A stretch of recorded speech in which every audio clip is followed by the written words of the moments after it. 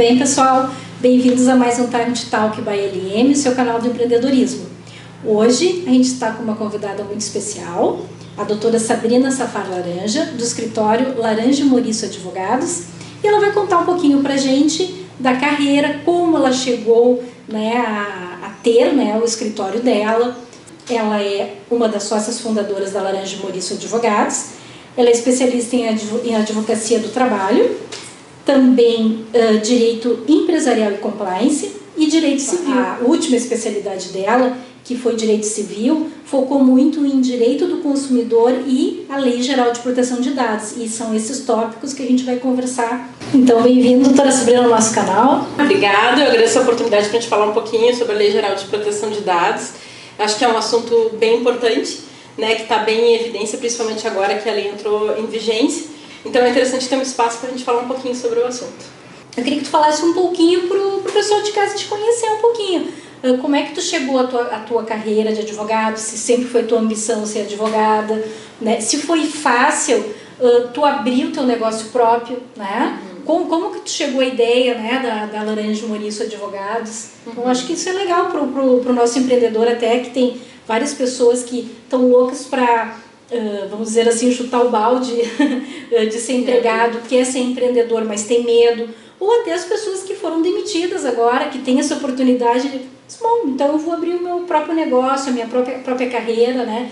Eu queria falar um pouquinho desses desafios, dessas angústias, né? Porque a gente sabe que a gente sendo profissional liberal, autônomo, enfim, a gente não tem 13º, a gente não tem férias, não tem FGTS, a criação é com a gente, a busca do serviço é com a gente, a cobrança é com a gente. Né? Primeiro eu fiz os estágios, da época de faculdade, enfim, eu queria, como todo estudante de direito, eu sempre pensava em concurso público, né? Mas eu também gostava muito da ideia de advogar. E quando eu me formei, eu consegui um emprego num escritório de advocacia, só que eu não gostei. Eu nem cheguei, eu fiz as entrevistas, passei e ficou marcado no mês de março eu começar. E eu fiz essa entrevista, foi em janeiro. E aí, conversando com a minha família, com meu pai, em especial, meu pai disse, escuta, por que tu não tenta advogar sozinha? O que tu vai estar perdendo, Porque na época eu era nova, eu morava com os pais, então já tinha toda aquela facilidade de não ter contas para pagar, E foi aí que eu comecei, Eu disse, não, vou tentar. E nisso o meu namorado, que hoje é meu marido e meu sócio, na época ele estava quase se formando também, ele resolveu me ajudar, E logo depois que ele se formou, ele veio para o escritório. E foi aí que surgiu o Laranja Maurício Advogados. Então, claro, no início não vou dizer que foi fácil, foi bem difícil, porque até tu formar uma clientela é complicado. No direito, a gente sabe que é difícil ganhar honorários assim no primeiro ano, e também no segundo e no terceiro, dependendo da área que tu vai atuar, Claro que hoje em dia tem áreas que tu faz o serviço, tu consegue cobrar, mas para quem trabalha exclusivamente com processo é muito difícil, E lá atrás eu trabalhava só com processo. Da metade da carreira em diante que eu comecei a tentar focar também na questão de assessoria, comecei a abrir minha cabeça para outras coisas, como pareceres, laudos, que também são coisas necessárias, e aí a forma tu acaba ganhando um valor mais honorários de forma mais rápida. Mas o que eu posso dizer da minha carreira assim, como advogado, para quem quer empreender, para os advogados que foram demitidos, ou para aqueles que estão se formando e ficam pensando, começo sozinho ou não, o advogado ele tem muita vantagem, porque hoje em dia tu não precisa de uma sala para advogar, tu pode atender teu cliente na OAB, e as instalações da OAB são muito boas. E basta tu ter um celular para te poder fazer o atendimento, e muitas vezes o atendimento até é virtual, e um computador. Então é muito mais fácil, por exemplo, do que a gente vê as estruturas de lojas, por exemplo, ou de outros profissionais que realmente precisam ter todo um aparato, que o advogado não precisa. Então, nesse aspecto, para o advogado é muito mais fácil, porque os custos, inicialmente a gente não ganha muito, mas os custos também são baixos, Então é interessante. E aí foi isso, daí foi indo, foi evoluindo. A gente começou com uma área em específico, que era trabalhista. Do trabalhista a gente acabou evoluindo para a área de imóveis, meio que sem querer, porque a gente foi para um nicho que de condomínios, trabalhistas contra condomínios, e a gente começou a pegar muito defesa de condomínio. E começaram a nos procurar para resolução de questões de imóveis. Então, cobrança de taxas condominiais, nisso já migrou para condomínios que não estavam constituídos, tinha que fazer, né, constituir condomínio, fazer individualização no registro de imóveis, situações mais assim inusitadas que foram nos levando para uma coisa mais diferenciada referente a imóveis mesmo, né?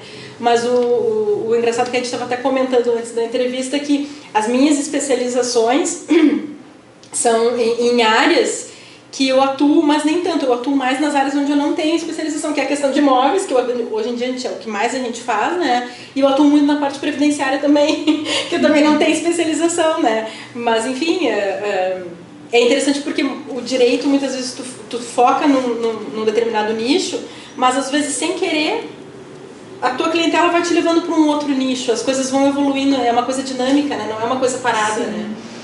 E tu acha que a Laranja e Mouriço, ela é um diferencial justamente por ela atender o cliente, vamos dizer assim, o personalité que a gente diz, né? Sim. Porque eu sei, né, mas o pessoal de casa de repente não sabe, que vocês, o foco de vocês não são as ações em massa, e sim aquelas ações que a gente chama, entre aspas, boutique, né? Sim. Então, eu queria que tu falasse um pouquinho também disso, a importância, né? A ação de massa nunca é bom, né? Na minha opinião, pelo menos, né? Sim. São ações que geralmente chega num dado momento, o próprio judiciário ele acaba dando uma decisão geral que se aplica a todos os processos. Então, ou todo mundo ganha, todo mundo perde. Via de regra, todo mundo perde, né? Porque quando é muitas ações contra o mesmo ente, o judiciário vai dizer não, por uma questão até de proteção, né? E, então, não acho que vale muito a pena. Eu acho que o nosso diferencial é que a gente compra mesmo a questão do cliente, né? Se está nos contratando, a gente vai fazer de tudo para favorecer aquele cliente. Não é mais né? A gente realmente dá atenção. Sim, já tem toda aquela parte psicológica envolvida, né? Tem, porque o cliente ele quer carinho. Porque muitas vezes um cliente vem para ti não porque tu tens porque tu tem uma especialização nisso e aquilo que tu é formado em tal faculdade. O cliente não quer saber a tua formação, né? O que importa para ele é o atendimento. Então muitas vezes já aconteceu de vir clientes para mim que não queriam um antigo advogado porque não tinham muito contato com o advogado. E o advogado tinha feito um trabalho perfeito no processo. Eu disse, não tem nada para trocar de advogado. Mas não tem empatia. E a questão da empatia na relação advogado-cliente, ela é o principal. Porque o cliente só fica contigo se tiver empatia, né? É uma coisa que tem que ter confiança. É a mesma coisa eu acho muito da questão da relação de médico e paciente. Né? Só mantém. Só que ainda médico e paciente, claro, né, dependendo da situação, ela não dura tantos anos como a de advogado e cliente, que é uma coisa que dura tanto tempo e tem tanta chance de se desgastar, né, porque tem N oportunidades enfim, principalmente na questão de síndicos, que a gente lida muito, às vezes a gente tem que dar um choque de realidade no síndico, de algumas questões importantes, e a gente tem que falar algumas verdades, de algumas possibilidades, de riscos que a pessoa não está esperando. Né? Mas são formas de falar. Então, eu acho que se a gente tiver um bom relacionamento e a gente focar também na questão psicológica, né, e da empatia, eu acho que o advogado já está ganhando, principalmente nessa parte. É o que a gente tenta fazer no escritório. Perfeito. Bom, então gostaria então de a gente falar, já que a nossa entrevista não pode ser muito grande, né? Queria que tu falasse então um pouquinho dessa parte da Lei Geral de Proteção de Dados e a parte também do consumidor, né? Então, de repente, focando a LGPD na parte do consumidor e depois um pouquinho no lado empreendedor. Né? Assim, claro, a gente sabe que tem muitas informações envolvidas, mas eu queria que tu pincelasse as partes mais importantes ou questões meia assim, peculiares que andam acontecendo, se vão ter muitas demandas, né, referente. Eu queria que tu falasse para nós o que está acontecendo já. Né? Bom, a lei já entrou em vigor, né, e ela entrou assim de repente, bem de repente, porque estávamos todos esperando que fosse no final do ano ou no ano que vem. Né? Então teve uma reviravolta e ela entrou em vigor, só que as punições vão começar só no ano que vem. Né? Mas alguns direitos, os direitos, né, previstos para o consumidor, eles já estão vigentes. Né? Então, eu acho que o que essa lei traz para nós? Que o consumidor ele tem que prestar mais atenção aonde estão indo os dados dele. Claro que a gente vai... o foco principal dessa lei vai acabar sendo a internet. Mas não é só a internet, é para tudo. Então, por exemplo, quando eu vou fazer uma compra na farmácia, se eu estou pagando em dinheiro, né, e eu não tenho que dar receita, naqueles casos em que não são remédios com receita, por que eu tenho que dar o meu CPF, o meu RG, meu nome completo e o meu endereço? Por que a farmácia tem que ter esse tipo de cadastro meu? Se eu não quero dar esses dados. Então, são coisas assim, e daqui a pouco mais você vai perguntar para aquela pessoa que está te fazendo todas aquelas perguntas, se ela nem sabe por que tem aquele cadastro. E se ela não coloca aqueles dados, ela não consegue te vender porque o sistema é engessado. Então, são coisas assim que é uma lei que ela é interessante por um lado, que ela não é só... Muitos estão colocando só como a parte ruim, né, da Lei Geral de Proteção de Dados, mas acho que é um momento de se questionar. Né? Tanto as empresas, por que eu estou fazendo esse questionário, para que eu uso isso, como para o consumidor, mas por que eu tenho que fornecer esses dados? E não só a questão referente a lojas, a empresas, enfim, as próprias redes sociais. Então é muito comum as pessoas tirarem foto dos filhos e aparecer o uniforme. Isso é uma coisa que eu, por exemplo, tenho muito cuidado. Nas minhas redes sociais mal tem fotos, né, de filhos, porque eu não gosto particularmente. E eu acho que as pessoas devem evitar, se não querem evitar, mas pelo menos que não coloquem dados assim, expostos. Um exemplo bem legal para quem não viu é um seriado que tem na Netflix, que é Você. É muito interessante ver os primeiros capítulos, porque assim, ali tu já viu? É muito bom, né? É um rapaz que ele fica obcecado por uma moça e ele começa a perceber como ela é pelas redes sociais. E pelas redes sociais ele descobre o endereço dela, ele descobre quem são os amigos dela, ou seja, toda a vida dela está exposta nas redes sociais. E isso é uma grande verdade. A gente pega pessoas que tu sabe quem é o marido, tu sabe quem é a mãe, quem é o pai, quem é o tio, quem são os filhos, aonde estudam os filhos, as pessoas colocam fotos de onde moram, na parte de fora, dá para identificar onde é que é a rua, então isso é uma coisa muito perigosa e ninguém tem muito cuidado. Não. Então eu acho que é uma coisa interessante num primeiro momento para todo mundo parar e se questionar, né? Eu acho que ela serve para isso, e num segundo momento... para que se saiba por que acontece muito dessas fraudes. De repente, tu tá inscrita tu deu teus dados lá para um determinado site porque tu queria baixar um e-book. Para onde vai esses dados? O que vão fazer? A gente sabe que o pessoal vende mailing, né? Sabe que tem muita repasse de dados e de informações, né? Para que isso é feito? Muitas vezes vão fazer empréstimos no teu nome, vão usar o teu nome para fazer coisas ilícitas, né? E no final, muitas vezes tu tá te incomodando. Quantos clientes eu já tive que eu tive que entrar contra essas empresas de telefonia porque simplesmente surgiu dívidas de telefone, de internet que não foram feitas pela pessoa. Sim. Isso tem muito a ver com a Lei de Proteção de Dados. Porque nada mais são do que dados. Dados que foram espalhados de alguma forma, foram usados de forma indevida. E na verdade, como tu é prestadora de serviço, eu também sou, quando veio essa lei, a gente pensa em primeiro momento, nossa, como é que a gente vai chegar até o cliente da gente, né? Porque os clientes que já são da gente, são da gente. Mas quando a gente quer captar novos, né? Então acho que agora a gente vai ter que ser mais criativo, a gente vai ter que achar um meio, né? E claro que cada nicho de serviço vai ter que ver qual é o seu meio. Mas tipo, aqueles e-mails, né, que eu acho que todas as pessoas, né, recebem dia a dia, oferecendo cursos, oferecendo material para compra, sei lá, ofertas, né, gerais. Tanto é que o próprio Gmail já separa, né, promoções e, né, já para outras caírem no spam, já porque não é natural. É um absurdo a quantidade. É um absurdo. Quando a gente só vê isso quando a gente entra no spam, porque acho que muitas pessoas não têm essa curiosidade. Quando eu entro no meu spam, olha, é um absurdo a quantidade que eu recebo por dia. É algo assim, meu Deus, como é que essas pessoas sabem do meu e-mail, né, por exemplo. Mas daí, ao mesmo tempo, a gente pensa, né, o meu e-mail é público, né, porque no momento que a gente tem, vamos por aquele Google Meu Negócio, né, tu preenche todos os dados ali, teu e-mail, coisa e tal, isso se torna público. Aí as pessoas, vamos supor, que vende cartucho, né, entra ali, faz, né, todo uma lista e manda, né, lista de transmissão, essas coisas, né, só que isso agora não pode mais, né.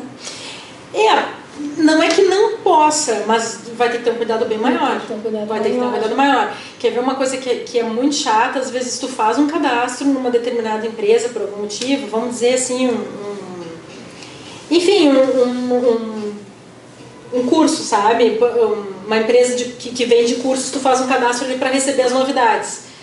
Tudo bem, tu tá gostando de receber aquelas novidades, mas vamos dizer que daqui a um determinado tempo tu não queira mais receber aquilo porque tu enjoa, né?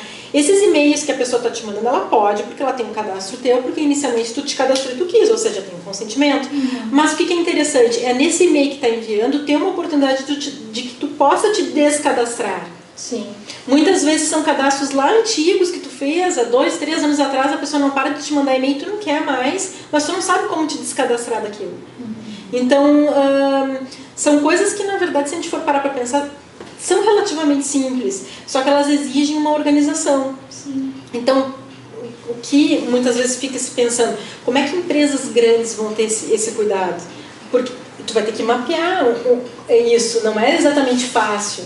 Né? Eu estava assistindo uma live falando sobre Lei Geral de Proteção de Dados, inclusive tem várias lives interessantes de advogados falando sobre o assunto, eu assisto várias, e sempre tem algum assunto diferente, sempre tem algum comentário diferente de exemplos, né? E tem uma advogada que é aqui do Rio Grande do Sul que eu gosto muito de assistir, e ela estava comentando que lá fora, lá na Europa, como é que muitas vezes eles começavam a pegar os consumidores? Tu mandava um e-mail para a empresa, que isso é um dos direitos, tu mandar um e-mail para a empresa, ou tu entrar em contato com a empresa e tu perguntar quais são os dados que tu tem meus. E a empresa te informa, olha, eu tenho tais e tais dados, porque tu preencheu tal e tal formulário para mim. Tá, então tá ótimo, então eu não quero que tu apague, eu não quero mais que nenhum dado meu fique com a tua empresa.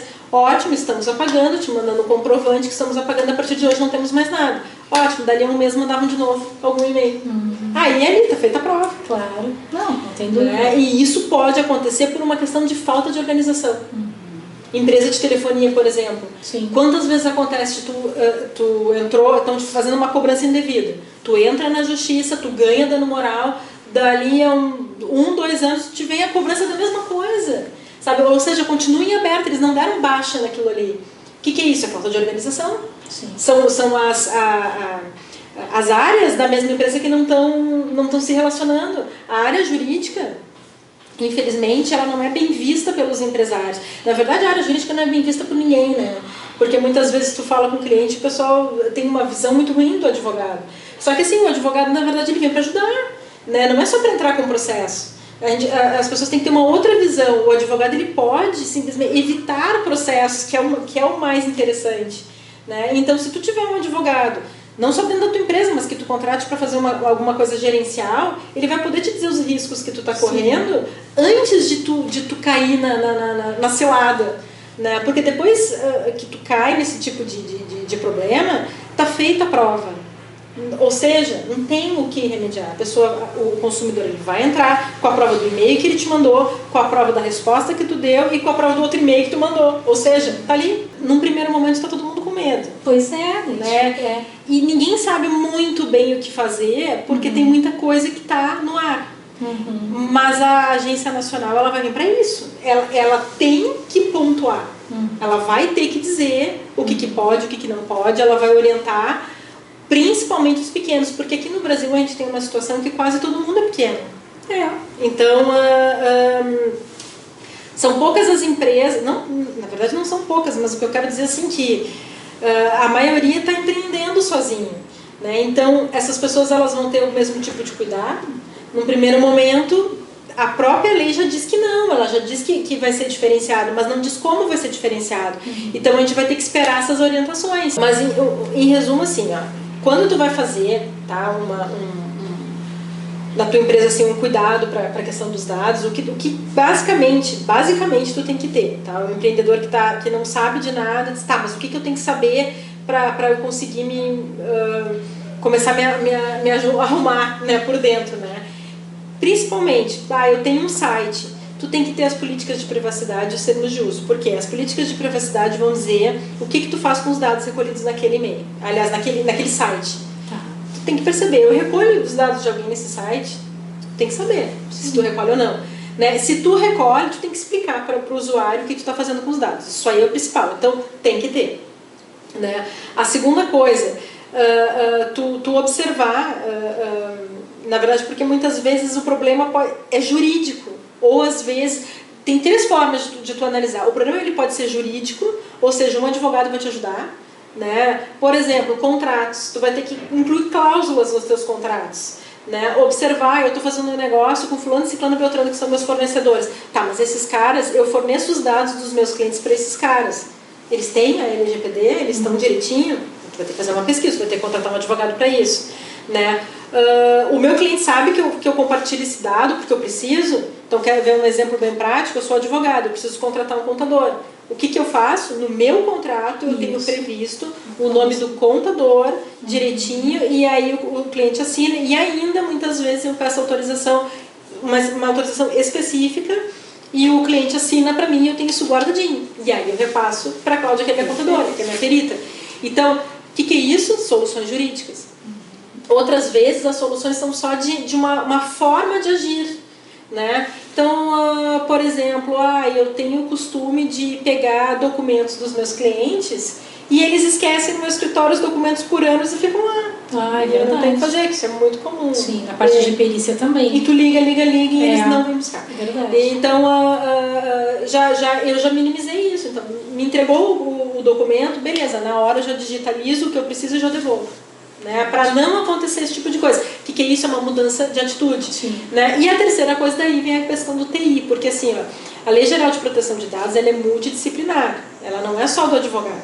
Os advogados falam muito porque é legislação, a gente gosta de legislação, gosta de ler, né? Tudo que dá muita confusão, quanto pior o problema, mais a gente gosta, né? Então, mais a gente interage e tenta estudar sobre a questão. Mas a gente não pode esquecer que o TI é importantíssimo. Claro. Talvez ele não seja importante para um negócio pequeno. Eu acho que para os negócios pequenos, o que mais é importante? Soluções jurídicas e soluções de mudança de atitude. Tá? Isso resolve muita coisa. Mais de 50% da questão. Mas tem empresas, né, que usam muita tecnologia, que eu acho que isso é uma tendência geral, cada vez mais, né? Aí tu vai ter sim que ter o teu TI para ele saber o que está acontecendo, o que tu está fazendo, né? Claro que eu não posso usar assim exemplos muito focados nisso, porque eu não sou da área de informática, mas um exemplo que eu posso dar é a questão que a gente comentou dos e-mails. Né? Quem é que vai ajeitar essa questão, esse programa já de vir um e-mail com a oportunidade da pessoa se descadastrar? Sim. É o técnico, né? É a pessoa da informática. Quem é que vai entrar no teu site e vai incluir aqueles famosos aceites? É o técnico, tá? É o pessoal da TI. Então, porque não é que cada coisa que tu fizer vai ter que ter um aceite obrigatório. Não vale aqueles aceites, por exemplo, que são obrigatórios. Se tu não der o aceite, tu não consegue ir pro próximo. Sim. Isso não é, claro, né? Mas é a possibilidade de tu, ou ainda um aconselhamento mesmo, né? Olha, o meu site ele tem uma gama gigante de informações. Né? Que nem aquele livro do Poder do Hábito, que tu pega todas aquelas informações para te descobrir quem é o teu cliente fim, quem é a tua persona. Só que às vezes tu não precisa saber qual é a tua persona. Sim. Né? Nem sempre tu precisa chegar nisso, né, da tua persona. Claro que o ideal mas todas as empresas terem esse tipo de atitude. Só que vamos combinar assim, que 90% das empresas, eles pedem um monte de dados com a intenção de fazer a persona, só que eles nem sabem o que é persona e muito menos que todos aqueles dados é para essa finalidade. Eles só pedem tudo aquilo ali porque vem o formulário pronto, porque a pessoa do TI arrumou daquela forma. Entende? Então, acho que essas coisas têm que ser, né, finalizando, acho que essas coisas têm que ser observadas, né? E eu acho assim, para o consumidor, o que fica é prestar atenção para quem está dando os dados, por que está dando esses dados, né? E para o empreendedor, o que eu posso dizer que é uma dica boa é se perceber, saber que dados está colhendo, por que está colhendo e se esse porquê está enquadrado dentro da lei. Perfeito. Né? Eu acho que isso aí é o principal. Perfeito. O pessoal de casa saber, eu ia agora perguntar umas dicas para ela, mas acho que ela já englobou tudo que a gente precisava saber. Foi bem legal. Claro que tem mais um montão de coisas para a gente falar sobre a Lei Geral de Proteção de Dados, mas acho que as dicas mais importantes para o empreendedor, para o consumidor, Sim. acho que ficou bem bacana, bem esclarecedor para o pessoal de casa, porque às vezes a gente lê, é meio confuso, então é bom, né, a gente esmiuçar. É confusa, né? Mas eu acho que a dica boa que fica para o pessoal de casa é assim, para quem é empreendedor, para quem tem seu negócio, enfim, a Lei Geral de Proteção de Dados está aí, já está vigindo. Realmente as penalizações é a partir do ano que vem, né, que nem a doutora Sabrina falou, mas a gente tem que ter todo esse cuidado. E se está na dúvida, o que tem que fazer? Realmente tem que ter uma boa contratação jurídica, é essencial, porque por mais que a gente vai precisar também de uma parte de TI forte, a parte dos termos de uso, enfim, tem que ser redigido por um advogado, né? Tem que ser que esteja adequado a essa Lei Geral de Proteção de Dados. Então, vocês têm que cuidar realmente qual é a parceria que vocês vão estar fazendo. E assim, vocês vão estar resguardados, tocando o negócio de vocês e deixando essa parte da TI e da parte jurídica para quem entende, né? Eu acho que esse é o recado que a gente pode dar. Então tá, doutora Sabrina, então, te agradecer mais uma vez. Eu que agradeço. Tenha gastado aqui um pouquinho do tempo com a gente e esclarecer para o pessoal de casa. Obrigada. Tá, obrigada. Então tá, pessoal. Então até mais um Time to Talk by LM, seu canal de empreendedorismo. Até semana que vem com um convidado ou uma convidada. Vamos ver, é surpresa. E dizer para vocês, né, para quem ainda não é inscrito no nosso canal, se inscreva no nosso canal, deixe um like, que isso é muito importante, e porque a gente já tem, tantos vídeos, então conheçam um pouquinho, né, do nosso trabalho e fiquem ligados. Até lá, até a próxima semana. Tchau.